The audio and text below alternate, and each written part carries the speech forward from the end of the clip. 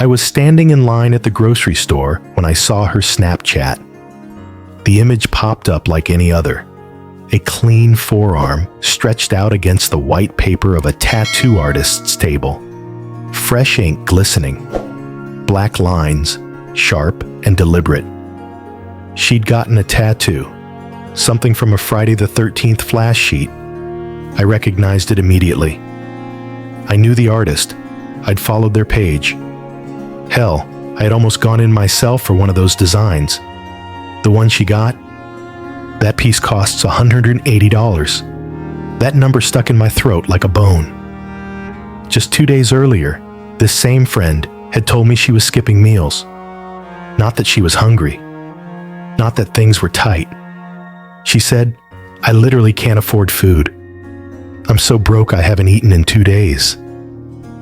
I remember the way my stomach dropped when she said it. The kind of sentence that makes you stop whatever you're doing. I know what that feels like. I know the shame, the quiet panic. I've lived that chapter. So I told her I'd help. See, I do this thing with my meals. Every 2 weeks, I prep 10 portions of 3 different dishes. I portion them into compartment containers and stack them in my freezer. It helps me stay on budget. And with my ADHD, it keeps my life manageable. I rotate meals depending on what's on sale, and I always cook in bulk. Over time, I've built up a bit of a surplus. Maybe 25 extra meals right now, just sitting in my deep freezer. I was going to skip prep next week and work through my stash. But when she told me about skipping meals, I thought, why not give her some of what I have? It wasn't charity. It was empathy. I told her I'd drop some meals off after work. That was the plan. Then came the tattoo. I sat in my car after work, staring at my phone. Her post, still fresh at the top of my feed. She wasn't hiding it. She wasn't ashamed. It was her newest masterpiece.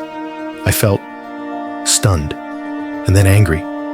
The kind of anger that doesn't show up hot and loud, but cold and still. I texted her. I asked, "How were you able to afford a tattoo when you just told me you can't afford to eat?" Her reply was fast, blunt. "I can always scrounge up cash for new tattoos." There was no apology, no recognition of how that might sound to someone who was about to feed her for the week. I wrote back, "Then I'm not bringing you the meals. If you have money for a new tattoo, you're clearly not that desperate." That's when she lost it.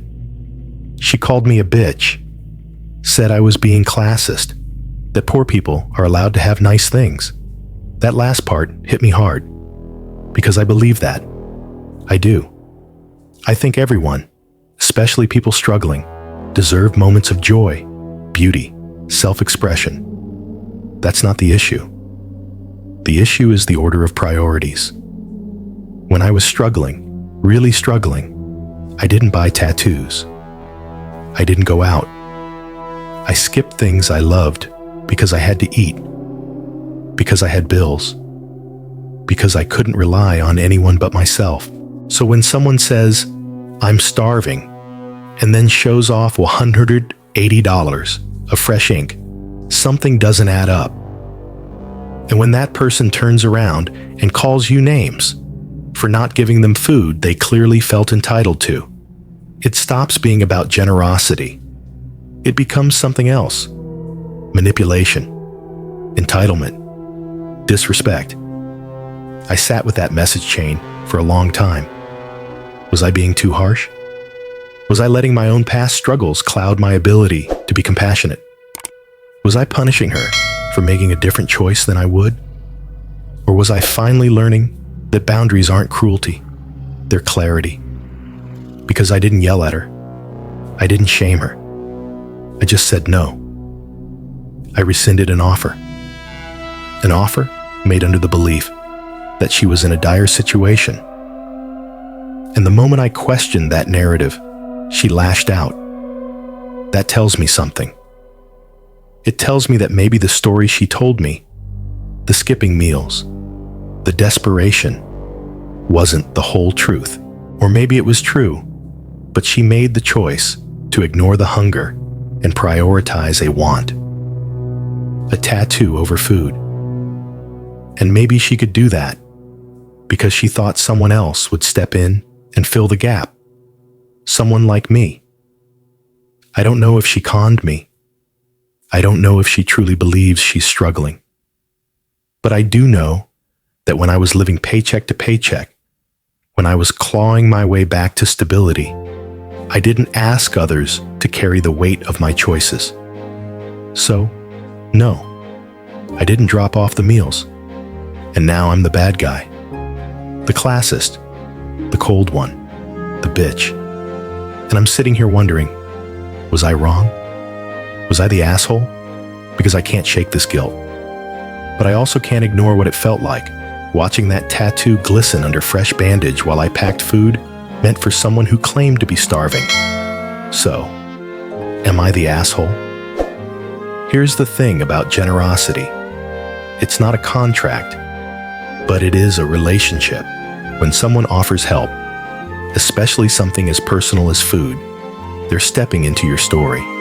They're saying, I see you, I believe you, I care. But trust is a fragile currency. And when you break it, not with theft, not with lies, but with quiet disrespect, it doesn't make you evil. It makes you thoughtless. And thoughtlessness can still hurt.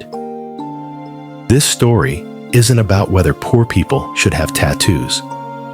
It's about what we owe each other when we say, I'm struggling.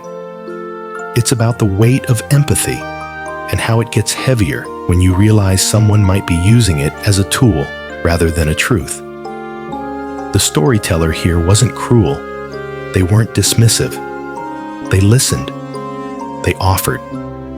They gave of their own limited resources. And when they saw something that made them question the sincerity of the situation, they stepped back, not to punish, but to protect. Because maybe this wasn't about food.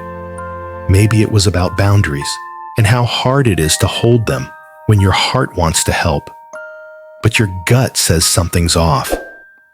We've all been there. That moment where you want to give, but you can't shake the feeling that you're being played. And the worst part? You feel guilty for even thinking that. But here's what I want you to remember. Boundaries are not betrayals.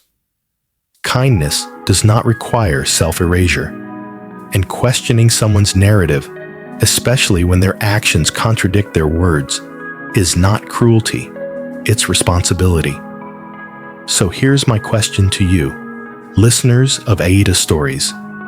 Have you ever been in this situation where you offered something out of love only to realize the other person expected it, not as a gift, but as a given? What did you do? And more importantly, how did it change the way you see help? Let me know in the comments below. Because these stories aren't just entertainment, they're lessons. And we're all still learning. Until next time, take care of yourselves and your boundaries. This is AITA Stories. Thanks for listening.